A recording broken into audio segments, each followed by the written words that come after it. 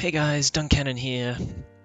Now, I was recently playing with a friend of mine, and he's completely new to the game. And as I was helping him through his first couple of games, it was a good reminder to me that I take a lot of the core game mechanics as a given, as common knowledge. Now, since I've been playing for just under a decade now, since just before the Ground Forces beta, that realization has inspired me to do a quick introductory tour of the Hangar for those new players who've just picked up the game. I'll explain all of the different features, how important each one of them is, and how to get the most out of them. As I'm recording this, I have no idea how long this video will go for, so strap in and let's get to it.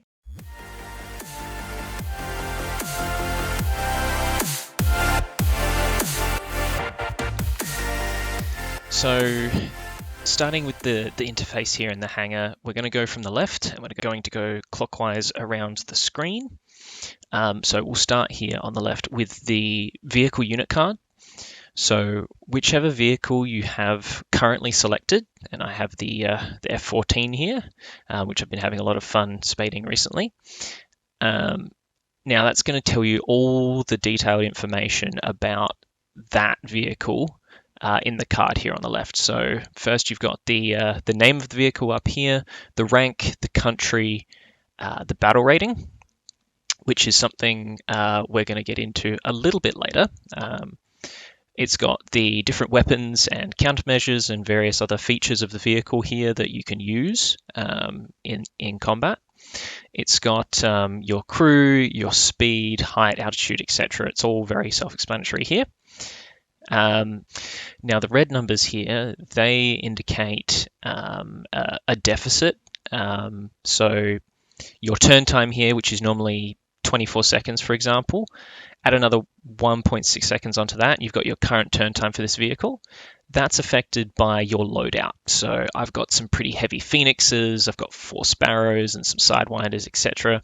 They're all adding weight to this vehicle, and the game does simulate different ordnance's weight, and so it will add more onto the turn time, it will reduce your max speed, it will reduce your rate of climb, etc. The yellow bars here indicate that I have all of the modifications unlocked to get to this maximum possible speed for the vehicle. Now, modifications, what are they? Now, they're the different things that you unlock on your vehicle by playing said vehicle. So when you play a game, you do things that help your team, like get kills, assists, capture points for ground vehicles, or airfields for arcade, that kind of thing. Doing positive actions for your team will earn you research points. Those research points go towards your progress on your modifications and also the next vehicle that you're researching in the tree. So as you can see here, I've unlocked all of the ones with the tick on them here. I'm currently working on unlocking the 20mm belts here for the Tomcat, and then anything that has a research number here, so the little light bulb, blue light bulb with the number next to it, and is somewhat like hash grayed out, there's something that I haven't unlocked yet, but can unlock. The red things are things that I haven't unlocked yet and can't unlock. Now that's just because I haven't got the previous mod here. So to unlock the Mark 83 bombs, I need the Mark 82 bombs. In here, you've also got access to different information about your armament. So in the offensive 20mm option here, if you expand it down, it shows you the different kind of belts that you can unlock, what they all do. It'll give you a nice little animation for them, give you a breakdown of the acronyms, all that kind of stuff in here. Similar for the countermeasures here, it will tell you what countermeasure you're selecting. You've also got your offensive armament selection here, so some vehicles will have potential different selections here. So you could take just the 20mm and leave your countermeasures behind if you were suicidal. But that's how your plane will come default. It'll come just with the 20mm cannon, and you'll unlock the countermeasures later. So you've also got your secondary weapons loadouts here. Now opening this menu will show you all the different kinds of presets that the game gives you. So you've got your AIM-9Ds, your Phoenixes, your Sparrows, etc., all the different bomb loadouts you can get here. And you've also got, for some limited vehicles at the moment, you have custom loadouts. And this will be marked as user weapons. So I've got a couple custom loadouts down here. I've also favorited a couple custom loadouts that are up the top, and you can do that just by selecting a loadout here, hitting mark favorite, and it'll pop things that you want to use regularly up the top there. So I've done that with a couple of customs, but you can do it with any loadout. To create a custom loadout, you just hit the little create button here. You select these lighter gray squares here, and you can select whatever weapons you want. So say I wanted some AIM-9Hs and some Sparrows. Let's get some more Sparrows, and let's just do a symmetrical loadout here. And then I can hit save, and that'll save as preset number 7, or you can rename it. So I could say that that is AIM-9s and AIM-7s, for example. I could hit OK. It'll show you the name just there, and then you can hit save. That'll pop up down the bottom here. And if I wanted to favorite that because I really enjoy playing it, I'm going to hit that mark favorite button, and it will pop up here. And so our loadout that we just created will be up here. All right. It will also show you the different effects that loadout will have on your vehicle. So if you've got bombs or rockets or guided missiles or whatever, it'll show you how much extra weight they're going to give, how much drag that will give the plane, how much of a max speed hit you're going to take, your climb rate, etc. Moving on from modifications here, we also have another two things just above the mods here, the armor and X-ray views. Now, the X-ray view is fairly self-explanatory. It has an X-ray of your vehicle, so it'll show you where all the important parts are internally, things that you might want to consider protecting on a tank. Say on a jet, you may not have a choice, but on a tank, it gives you information on weak spots on your own vehicle or weak spots on a vehicle you're having trouble killing on the battlefield. That is a very useful tool for that, and I'll go through that in a tank in a second. But just while we've got the jet here, the X-ray will also show you important information like your radar, the different kinds of modes it has, its range, its search zone, etc. And if you hover over the pilot as well, it'll give you different indicators on the CCIP, CCRP. Now, what they stand for is constantly computed impact point and constantly computed release point. The CCIP is basically going to be that reticle that shows up on the ground to indicate where your bombs or rockets are going to drop. Now, some planes will have them for just bombs or just rockets and bombs or just cannons and bombs, etc.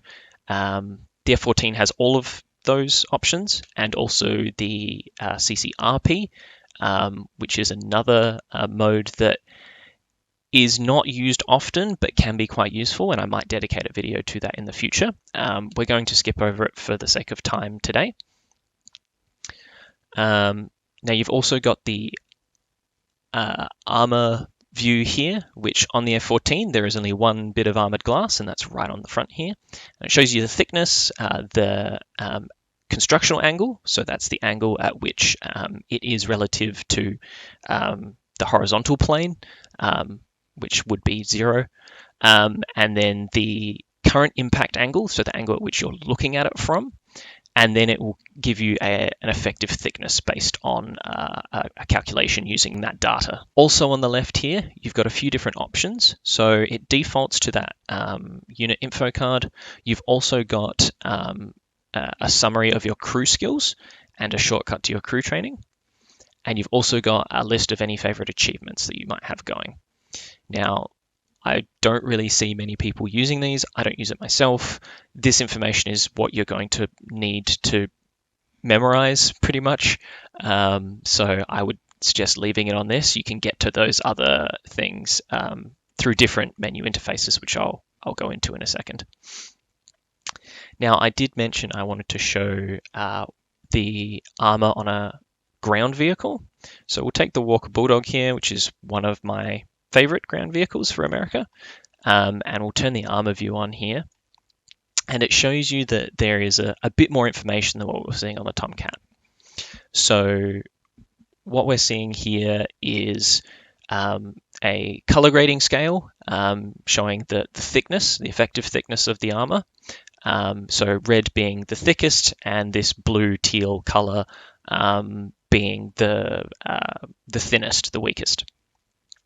So you can get a pretty good idea of where this tank is strongest at a glance.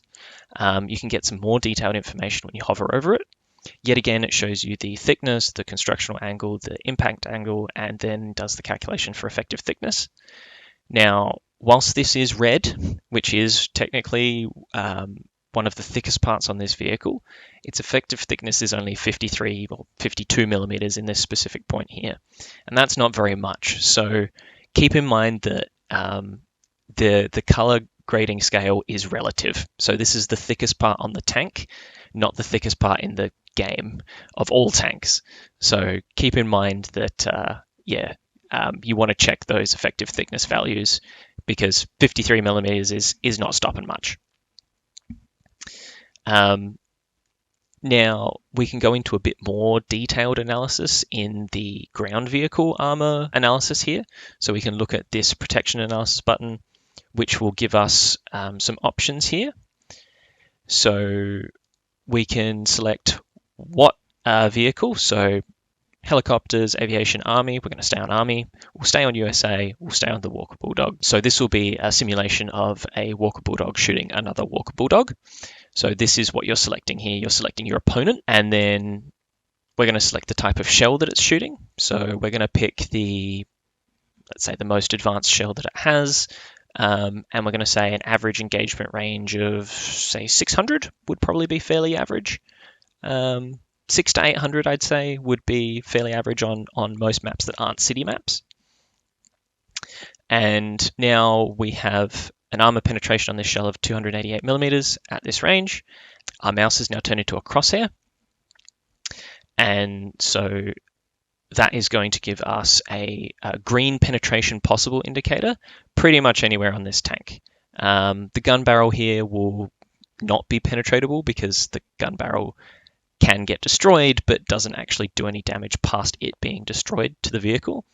So it's going to show up as penetration not possible. There will be some tricky little bits here where it will show up grey, where there'll be ricochets and things like that. No damage of critical parts on the tracks. Obviously getting tracked will stop you, but it's not critical damage. You can repair it. Everywhere else is going to be green because this is a very, very good round on a very lightly armored vehicle. So it gives you your angle of attack, your equivalent protection, and then what is going to be damaged behind that point of impact. It will also show you an animation if you click on this point. So there's the round penetrating the vehicle there. It's gone through, it's killed gunner driver, and then a whole bunch of components and some ammo. Also, if you rotate the camera, you can actually see the shrapnel effect from a different angle and the shell impacting. So that gives you a good idea of the kind of damage that kind of shot is going to do. So if we shoot to the left-hand side here, we miss the driver, but we hit a whole load of ammo, and that's probably going to cook that thing off. Now, if we go back and we select a different vehicle, so say the Jumbo is a really good example of why you might use this protection analysis tool here. So the Jumbo has historically been a very strong vehicle, very, very hard to penetrate from the front. The exception being this one glaring weak point here in the machine gun. So this machine gun in the port just here, because by its very nature, there needs to be a hole in that armor to fit the machine gun through. So it's going to be quite weak around that point. So if we use protection analysis, say you're having a lot of trouble killing Jumbos in your games. Say you're in, let's say, a German vehicle. Let's go Panzer IV of some sort. let's say the J, and we're going to pick the round that you're most likely going to be using, the Panzergranat 39. And let's say you're up close with this jumbo because he's gotten close to you and he's trying to brawl. Let's say you're within 300 meters. Now, everywhere else on the front of this tank, you are going to really struggle to penetrate. Pretty much nowhere except maybe the cupola there. You have a very slim chance down here, but you're not going to do a lot of damage. You might kill the driver, you'll knock out the transmission. It's really just going to stop him and he's going to be able to shoot back. However, if you shoot this machine gun port, it's going to go straight through as if there's no armor there at all, and you're getting 3 kills there. You might even get more. If he's already lost crew, that's a kill shot in one shot. So it's a really good tool for understanding how to take out your opponents, because knowledge is key in this game. Now, that's about it for the left here on the unit card. We're going to move on to the options over here in the top left. We're going to skip over a lot of these because they're pretty self-explanatory and you can look through them yourself at your own leisure, and they don't require a lot of explanation. But basically, this menu here has your options and your controls. Some controls don't come bound in this game, so I would suggest that you go through your aircraft and your ground vehicles at the very least, or if you're a naval player, naval as well, and go through and try and bind all the things that you think are going to be relevant. You can double bind stuff, so you can bind 2 different settings to the same key if you don't think they're going to interfere with each other. I have done that myself on a few different things. I would suggest it because the amount of controls you're expected to remember in this game is only getting bigger. It's always been an issue, and as they add in more weapon systems, it's only going to get worse. So keep that in mind. I might do a control scheme video in the future, but for now we're just going to skip over this. Next here you have your battles tab, which has user missions, dynamic campaigns, a lot of single player versions of War Thunder. So if you go to War Thunder Live, for example, I think the actual website is live.warthunder.com, which is their official mod site. You can get custom campaigns and user missions to try out cool new vehicles and user-made stuff. I don't use it that much myself, but a lot of people enjoy it. I'd highly recommend you check it out if you think it's going to be your kind of thing. Moving on to the community tab here, you've got your leaderboards, your squadrons, your invite a friend.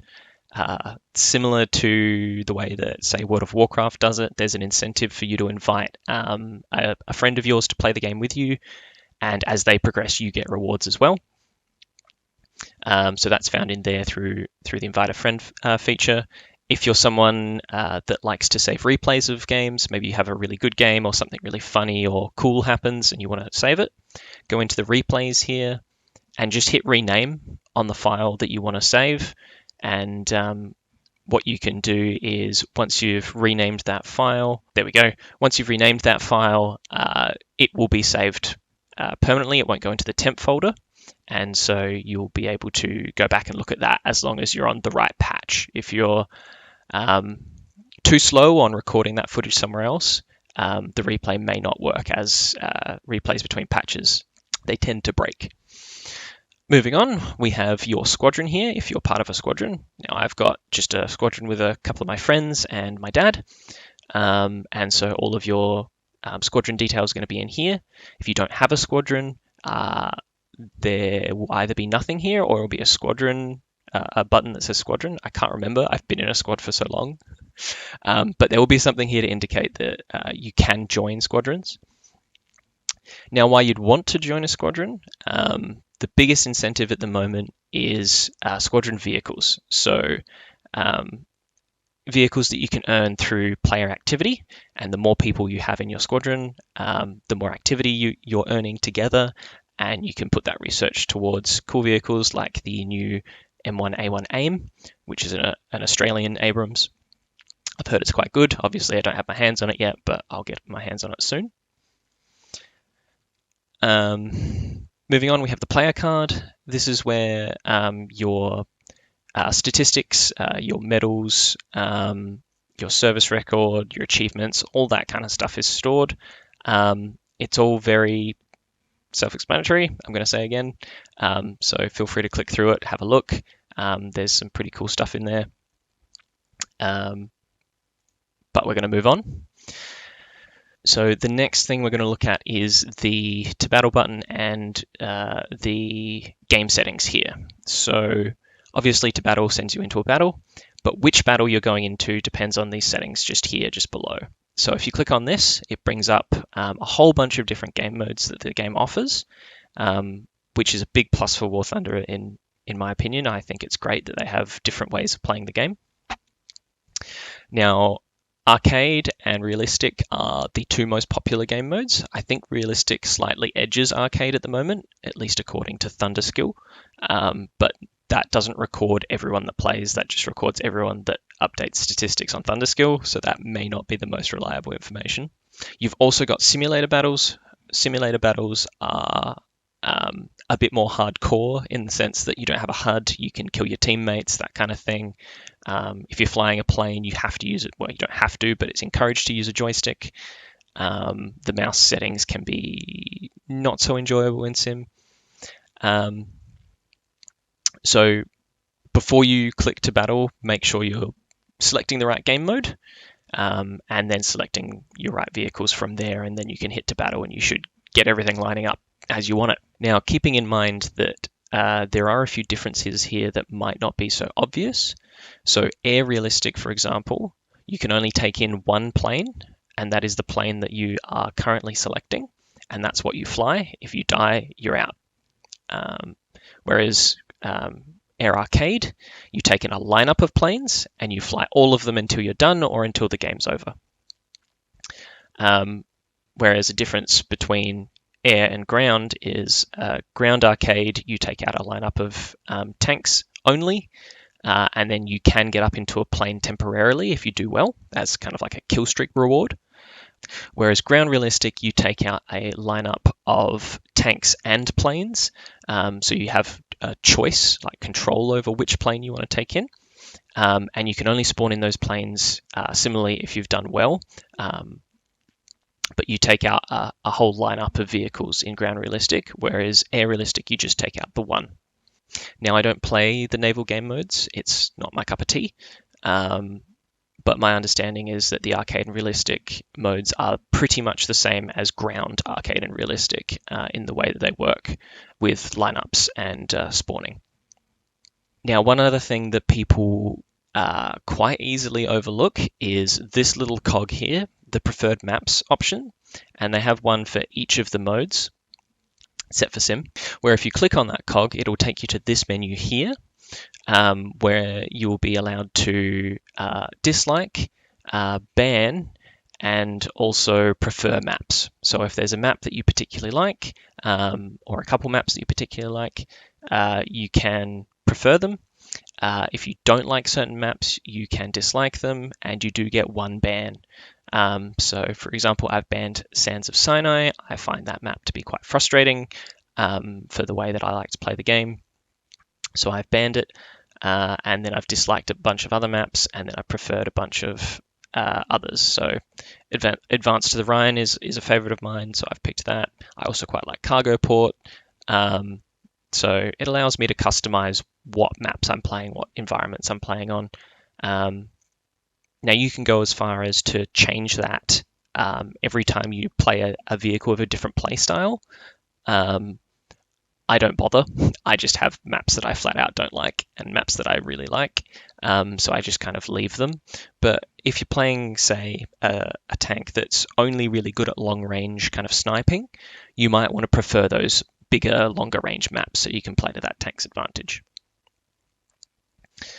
Moving on, the last thing here is the servers. Now, I'm a player from Australia, so I only really get a good ping, and I say good in inverted commas. Our internet is awful, but I only get a good ping in South Asia and US. Russia and Europe, they're no-goes. If I ever have those selected, it's by accident, and my ping spikes to like 600. It's completely unplayable. So have a quick look at what regions you want to select, you'll only need to do it once, unless for some reason the settings reset themselves with an update or something. But have a look at it once, tick your servers, and you can forget about it and move on. Speaking of moving on, we're going to go to currency here now. So your primary in-game currency that you earn and spend the most is Silver Lions. Now, this is going to be used for purchasing vehicles, putting vehicles on crew slots, and purchasing ammo and repairing vehicles. So they're the primary things it gets used for. You've also got Golden Eagles, which is your premium currency. Now that's your paid for currency. There are ways of earning it without paying for it, but most people are just going to end up forking out some cash and getting some premium currency to make their gameplay experience a bit more enjoyable for themselves. Now, if you're a new player and you don't know what to spend Golden Eagles on, if you're given some through, the game, or if you win some through a wager, or if you purchase something and you've got a bit of Golden Eagles left over, and you're not sure what to spend them on, I would highly recommend spending them on premium time. It will make your gameplay experience much more enjoyable, more so than anything else. You could get sick of vehicles that you purchase, or skins or whatever, but premium time will make you grind through those tech trees that much faster. You'll be getting more exposed to more new content, and it'll be much more enjoyable. Now, I did skip over the convertible research here. Now, this is kind of like free research. If you've played any of the wargaming games, it's the same concept, where you're earning research for your mods and your vehicles. You're also earning an equivalent amount of convertible RP. This is just another way to get people to spend Golden Eagles, really. But it is an option there if you really can't be bothered grinding something and you've got a bit of leftover gold. And if you're not spending it on premium time, which you should, and you want to, just finish off that vehicle for whatever reason, you can boost it here using whatever convertible RP you've got, and then it will show you the conversion cost, how much that's going to cost, and then hit the boost research and you're done. Next up, we're going to be talking about the Battle Pass. So the Battle Pass is much the same as many other games that have them these days. War Thunder's jumped on that bandwagon. So the idea being that you get points towards the Battle Pass that allows you to level up, and you get rewards as you do so. That's the core concept. Now, you can just not buy into the Battle Pass. There is a free track, so every second reward you get for free. But to get all of the rewards, you have to pay for it. I haven't bought into this one. As you can see, I'm on level 23, so I've just unlocked some war bonds for the war bond shop. And the previous emblem here, I wasn't able to get because it was on the paid track. Now, when you open up the Battle Pass menu, this is what you'll get. That's located just here on the right. So the Battle Pass here with your level in red. You click on that blue little stripe and you open up this window here. It's always going to show you the premium vehicle reward, the highest ranking premium vehicle reward, and allows you to preview that there, so you can kind of get a taste of why you might want to buy into the Battle Pass.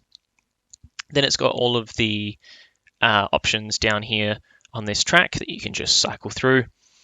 Now, the way that you get points is your logins every day, and they increase in value for the more consecutive logins. So if you've logged in, say, 57 times like me, it means you're getting 3 points per login. So you can also get points by doing daily tasks. There is an easy and a medium task that you can do daily. The daily easy task gives you 2 points and the medium task gives you 3, so totaling 5 points per day that you can earn actively in games.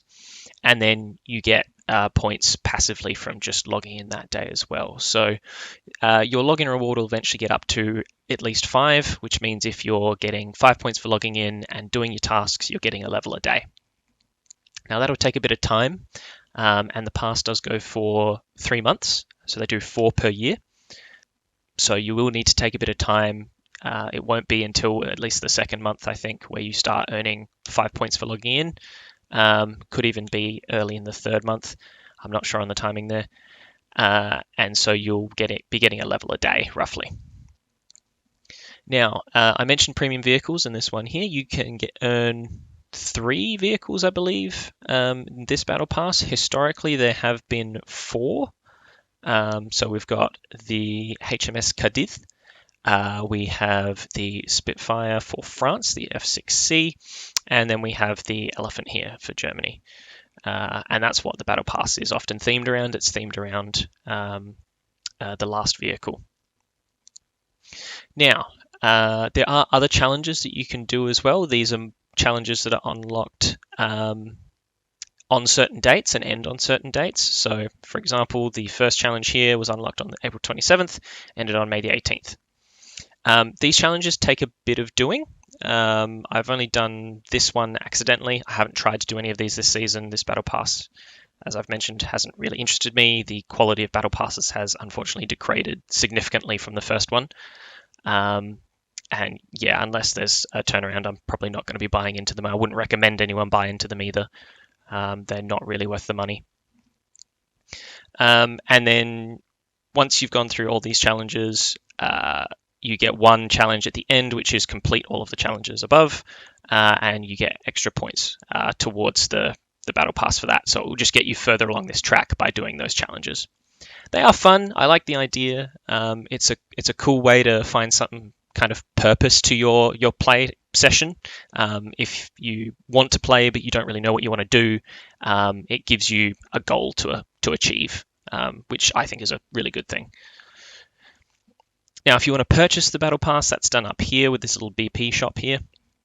So you can just buy access to all the paid rewards, so the paid track, or you can buy access and get a bonus 15 levels. So each level is 10 points, so 150 points, 15 levels. And that's only 500 golden eagles extra. So if you are going to buy into the battle pass, I would recommend you fork out the extra 500, get that bit of extra progress, especially early on. It can make a big difference to the speed in which you progress. Now, I did mention war bonds just before when talking about the battle pass. The war bond shop is a feature that used to exist independently of the battle pass before the battle pass even existed, and they've rolled that into the battle pass now. So you get levels in your war bond shop by progressing through the battle pass, and you also earn war bonds by leveling through the battle pass as well. And it's just an extra shop that you can spend some of this currency in. You can get some premium vehicles, some boosters, universal backups, that kind of thing. It's just a little feature on the side to the battle pass that exists now. Continuing our clockwise movement, that'll take us down here to the inventory. So this is where all of your boosters and orders and wages and that kind of thing are stored. So I currently have a couple of boosters here. I've got a bunch of wages that I never use, and then I've got some orders and some backups that I haven't used yet. So boosters will just give you a boost to your research or your Silver Lion earnings for the amount of games that it states.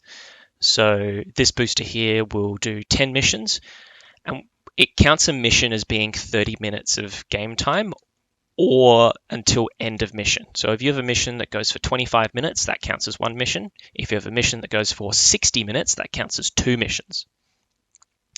And so that's going to give you a 15% boost to your research for 10 missions. It will be active for 24 hours. So you have 24 hours to complete those 10 missions, and then it will run out. And the boosters are valid for 3 days once you get them. So you can wait 3 days. Right at the last second, if you pop it, it'll get that 24 hours fresh. So if you want to really min-max it, you wait until they're about to run out, and then you pop it and you get extra time. And that way, if you only play irregularly, then you can still make full use of your boosters. Wages are kind of gambling, I guess, in the game, in the sense that the way they work is you have to get as far down the reward track in 10 games without failing 3 times, and then you get more of whatever you bet. So if you bet Golden Eagles, you get more Golden Eagles. If you bet Silver Lions, you get more Silver Lions. A lot of these wagers I find ridiculously hard for the average player to try and get. For example, the Mission Maker wager is probably the hardest thing to do in the game. You have to get Mission Maker, which is an award that states that you need to get the first and last kill of the game. And you need to do that 10 times to get 500,000 Silver Lions if you wager 10,000. And you can only fail twice. So that, to me, at my skill level, at the skill level of people that I've played with, that is borderline impossible, and I'm not even sure why this wager exists. Some of them are a lot easier, some of them are a little bit difficult as well. I'd ignore them. They're not really worth your time. You're going to be focusing too much on that, not on learning to play the game, not on learning important information about the vehicles you're fighting and fighting against. Different spots on the map, that kind of stuff. Game knowledge that will be more relevant, you will miss out on because you're trying to focus on getting Mission Maker every mission, which is a futile effort. So I would highly recommend you just ignore wagers, just let them rot in your inventory until you have that knowledge and you can maybe have that extra challenge that you want. Orders are kind of like a wager, but you pop them in the middle of a game. So for example here, anti-mech, once you pop it, you have 5 minutes to be the best at killing ground units. If you are the best, you get ×3 Silver Lion gain for the duration of that anti-mech order, I believe. And universal backups are the last thing here. So if you die in the vehicle that you're fighting, you can take it out once more as long as you have the spawn points to do so. So this takes us to our final and most crucial part of our Hangar interface, which is the crew slots and your research, your tech trees. What most of this game is about is playing vehicles, fighting them, researching down a tech tree. So to see your tech tree here, all you hit is this research button. That's going to bring up a bunch of different kind of pages here, being the different types of vehicles. So we have your Army, helicopter, aviation, blue water, coastal fleet. Now, not every nation is going to have all of those. What's a good example here? Israel's a good example. It's only got Army, helicopters, and aviation. Sweden's the same. France is the same. Italy does have fleet. China doesn't, etc., etc. But you're going to have a maximum of those 5 different trees. And so whichever vehicle you're fighting in, so say we're playing America ground, we're going to be researching other American ground vehicles. Now, there's a few different things going on here, so I'll just go over the interface real quick. Any vehicles that are in blue are referred to as tech tree vehicles. These are free-to-play vehicles. Anyone can have access to these. Premium vehicles on the right here in the gold, they're paid for vehicles using premium currency. So only people who have bought those vehicles with gold can use them. There's a few different symbols here. Vehicles that have this ace logo on the right here behind these details, that means that you've unlocked everything on that vehicle. Now, what do I mean by unlocked everything? So looking at these mods that we've mentioned previously in the vehicle, it means that we've unlocked absolutely everything on them, and there's nothing more to research on that vehicle. Simple as that. It's referred to as an ace vehicle. A vehicle that has none is stock, and then any other vehicle is somewhere in between. So if you look at the jumbo here, I'm yet to get the transmission or the smoke shell. So this vehicle is almost aced, but not quite. And it doesn't have the ace here because it's not done yet. There's a few different kinds of symbols just below the name as well, ranging from this white bar here to this kind of pinkish bar with the 2 extensions on the ends. And then you've got this zigzag looking red bar. You've got this blue bar with the 2 pillars on it. And then you've got this green angle over here. Now they're different vehicle designations. So the white bar being light tanks, the pink bar with the 2 bits on the end is a medium tank. You've got your heavy tanks here. You've got your self-propelled anti-air here. And you've got your tank destroyers here. Now, that covers pretty much every tank in the game. They're going to be one of those things. As we move further down the tree here, we can see that I'm yet to research the entire American tech tree. So you can see that the vehicle I'm currently working on is highlighted in yellow here, and it shows that I've got 22,000 experience left to be able to purchase the M46. Now, any vehicle that's in red is a vehicle that I can't start research for, and that happens because I haven't researched the previous vehicle. You have to research the vehicle above it to start researching another vehicle. So an example of which over here is the M163. I've researched that. I'm allowed to start researching the M247 because I've researched and purchased it, but I can't skip it and go to the LAVAD. I have to do the M247 first. And that's generally how you progress down the trees. The numbers here that are next to the vehicle designations, they are what's referred to as a battle rating. The way the battle rating works is that it is the matchmaking system for War Thunder. They've chosen to have this battle rating system similar to other games in similar genres. Rather than having some kind of matchmaking rating for players, they have ratings for the vehicles that they are playing. So they are the kind of the limiting factor, I guess. And so the way the battle rating system works is when you hit that battle button, it's going to queue you up with a whole bunch of people that are within a 2.0 battle rating. So if you queue up in say this Locust here, that is 2.0, you can fight against people who are in 1.0 vehicles and people who are in 3.0 vehicles. Now, you might not have both in the same battle, but it is possible for every battle you join into that you might be fighting someone within that range. And so the only time where that doesn't really happen is right at the top. So the 11.0 vehicles, they can't fight against anyone above them because they are the top. That is the highest battle rating. So the only way to not get put in an up tier is to get to the top of the tech tree.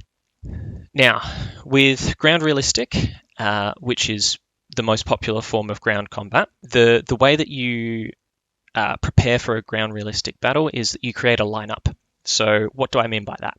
I mean the list of vehicles down the bottom here in your crew slots. So each one of these is a crew slot. This is the list of vehicles that you'll be taking in with you to a battle, and you'll be able to fight any of these vehicles. Some of them require more spawn points than others. So the planes, for example, you can't start in a plane. But once you go out and earn some spawn points, you go capture some points, kill some enemies, get assists, spot people, etc. You'll be able to take out these planes, and you'll be able to enter combat in them once you've died in your tank. So lineups are quite important when it comes to winning games. The teams that have the more effective lineups, the teams that have more vehicles in their lineups, usually win games. So winning obviously gives you a bigger boost in RP and Silver Lion gain, and that's how you're going to progress the fastest. It's always also more fun to win, you know. I don't know about you guys, but I'm a competitive person. I hate losing. Even if it's a good loss, it still stings a little bit. So getting your lineups right is very important. Now, one of the biggest tips that I can give you guys that I would have loved when I was first starting this game is get your template for your lineup sorted early and stick to it. Now, what by that I mean, how are you going to organize your vehicles in that lineup? So, for example, as you can see here, I have all of my tanks on the left, I have a self-propelled anti-air in the middle, and I have all of my planes or helicopters on the right. And that's important for one major reason, and that is your crews will all start on level 1, and crew skills are a thing in this game. So as you fight in your vehicle, your crew gets more experience, and they get to upgrade these different skills here. Now, these different skills can make a small impact to a very large impact. And so knowing which skills to focus on is really important, and I'll go over that in just a second. But earning crew skills on that crew for ground vehicles will not translate to air vehicles. You don't get to take them out and respend them. Once you've spent them, they're done. So if you decide halfway through your time playing this game that actually, no, I want my planes on the left, you're going to have to completely retrain your crews, and it's going to be a massive nuisance. So However you want to organize your crews, you should get that sorted first thing and stick to it. Now, I just do it this way because this felt right to me. There's no right or wrong way of doing this, as long as you're not chopping and changing between. So if you've got all of your tanks on one side, all of your planes on another, you'll be earning crew skills towards the relevant vehicles, and you won't lose any progress if you decide to switch it up or just do it randomly and haphazardly. All of my planes here are at max crew skill, which is 75 for a plane. So I've got max for everything. Whereas my tanks here are still working their way through, because max crew skill for a tank is 150, I believe. And so, as you can see, I've prioritized some skills over others. And so this crew is most of the way there, almost 2/3 of the way there, but is not done yet, and there's still quite a way to go. So, crew skills, what to prioritize? A good rule of thumb is the last skill in the list. So crews are split into 5 different crew members, regardless of how many crew members you actually have in the vehicle. So if you have more or less, whatever the game decides those extra crew members are to act like, say you've got 2 loaders in your vehicle, which is not too uncommon, it splits that skill between the 2 loaders. So if you get one knocked out and the other one's going, you've still got maximum skill. Now, if you have less crew members, say you've got a 3-man crew, your tank commander might also be your radio operator gunner, and your loader might also be your gunner. And so if your gunner gets knocked out, you're also going to lose your loader. And so that affects the way that the tank behaves. So the crew skills to prioritize are pretty much always going to be the bottom skills here. So your driver needs to be good at driving. Your loader with the weapon reloading skill, this is a flat damage increase. So your loader being able to load shells faster means you can fire faster, means you can get more clutch kills, means you can win more games. Weapon reloading is the most important skill in a crew. And so I would recommend getting this up as high as possible, as quickly as possible, but it is an expensive skill to level. So other important skills are targeting and range finding. Range finding, as far as I can tell, becomes less relevant when you get up to laser rangefinders, as they do most of the work for you, but is a very important skill up until that point. Driving makes the frustration of trying to manhandle some of these cumbersome vehicles that much easier, and is a very important skill in that sense, especially if you're fighting a tank that mobility is its weapon. You don't want to be hindered by having a low skill driver who can't control the vehicle effectively, so that you can't get into those flank positions and get those clutch kills.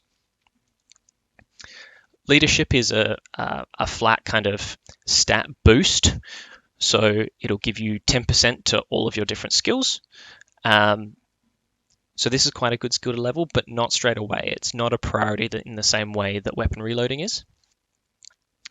Radio communication is actually a fairly important skill if you spend a lot of time looking at your minimap, which I would highly recommend. Teamwork makes the dream work, as they say. So make sure you're listening to where your teammates are pinging and looking at the minimap to see, where the combat is happening. If you don't have a high radio communication skill, you're not going to get those pings on the minimap because you're going to be too far away from your teammates for your radio man to be able to pick up the information that they're receiving. So if you imagine that everyone in your team is trying to make this web of radio communication lines, and if you've only got a really short string because your radio communication is low, then you're not going to be able to connect to that web, and so people aren't going to get information from you and you're not going to get it from them. So that's why that skill is important. Otherwise, in terms of the general skills that are shared between the crew, I would say field repair and agility are almost equally the most important. Field repair probably slightly edges it because field repairs can take a lot longer than crew changes, but sometimes getting that crew in a bit earlier allows you to defend yourself, and then it doesn't matter that you have a long repair time because there's no one around to hurt you. So arguably field repair slightly edges it, but they're both very important, and they're shared skills, so everyone can level them up, and the game takes an average of your entire crew. So there's not much point pumping field repair up to 5 on one guy and having 0 on the rest, because it's going to take that average. It's better to try and pump everyone up equally. Vitality, fairly self-explanatory, but we're talking about tanks here shooting each other. If the vehicle gets penetrated, it's likely that your crew are going to die. I don't see this skill as being that useful. It only kind of comes in clutch in very specific scenarios, and yeah, it's not worth leveling it above anything else. Keen vision is actually more important than people think. It affects the render range of your third-person view quite significantly as well. But because a lot of these maps, the engagements are within 600 meters, it's unlikely that this is going to heavily affect your gameplay, and so it can be left until later. I would still recommend putting Keen Vision up above Vitality, but yet again, it's a kind of a close call. Like, it depends on whether you want to maybe have that one crew member survive in a clutch way, or if you would rather just see the enemy coming. I know what I prefer. I prefer to see them coming, so I'd recommend Keen Vision, but that's up to the player. Lastly, you have logistical services. That affects the rate at which your hangar repair happens. So I will just mention hangar repair real quick while I'm here. There is a feature just here called automatic repair of vehicles. Now, after a battle is done, if you have that ticked, it's going to repair your vehicle, replenish all your ammo, and you're going to be good to go again. If you have it unticked, if you've taken damage and if you've fired ammunition, then it's not going to restock those things, and it's not going to repair your vehicle. It's just going to leave them as they are. And so if your vehicle gets completely knocked out, you're going to have to wait some time for that crew to repair the vehicle. And the higher rank that vehicle is, the longer it is. And that is an exponential increase. So if you've got a end of tech tree top tier vehicle that's knocked out, you're going to be waiting a very long time if your crew skill is quite low. Now, I barely ever use this because I prefer to have a session where I'm grinding the same vehicles, where I have a goal to either ace a tank or a jet or get the next one along the line, and I don't want to have to wait to place the tank again. However, some more money conscious people like my dad will have this unticked, and so what will happen is he'll play a lineup until most of the vehicles are dead. He'll then move to another nation, play that lineup that he's got selected until those vehicles are dead, and so on.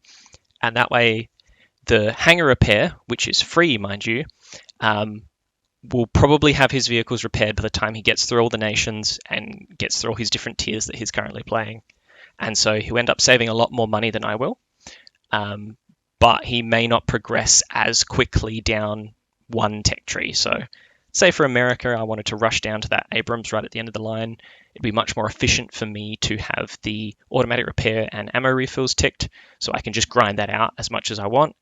Whereas someone who's just playing for fun, just progressing slowly, someone who doesn't have quite the same urgency about their gameplay, will have those unticked, and they'll be making a lot more money, so their silver lines are never really an issue. The last thing here to talk about is the presets. This is a feature that took way too long to come into War Thunder, really, but now that it's here, it's fantastic. So if you hit this presets button here, just on the right, it'll bring up a big list of the different presets that you have, and most of mine are named just for the battle rating that the preset is for. So I'm currently on what used to be a 6.0 preset, but some of these vehicles have moved up since. So it should really, let's rename that. That should be 6.3. There we go. We're okay. And so you can create a lineup. You can add and delete lineups from this menu. You can rename lineups, as I just did, from this menu as well. So if we wanted to switch to 6.7, we would hit apply, and that changes all the vehicles down here to the preset that we had selected. You can also do that just by clicking through the different presets down the bottom. And you can have quite a few of these presets. It will show a majority of them down here, but it might not show all of them. So we're missing 2 here because there's not the room. But this is the most efficient way to build lineups and switch between them quickly, is to use this preset function to create them. You can just hit add here and it will just pick a tank. It'll give your preset a name, which you can then change, and then you can fill out your lineup from there. I probably don't need that one, so I'm just going to hit delete, and we'll close this. Once you've created your preset, all you need to do to fill out that lineup here is click on the empty crew slots that you've got, where it just says choose vehicle here, and you can select whichever vehicles you like. So I'll just click on a couple here for example's sake, and we'll add some planes in as well. And there you go, you have your lineup created, and off you go, you can head into battle. In summary, we've gone over the unit card on the left here of your selected vehicle and all of the stats here and modifications. We've gone over the armor viewer, all the settings up in the top left here with the replays, your stat card, your squadron, your resources, your battle settings, the battle pass, your inventory and all the things in there. And most importantly, we've gone over your presets, your crew skills, and the tech tree. So, hopefully I've demystified some of the things in this game that maybe aren't so intuitive for you newer players out there, and that means that you guys can just get into the game, start shooting some tanks, flying some planes, sailing some boats, whatever takes your fancy. So in that case, I'll leave you to it. Have a good one, and I'll see you next time.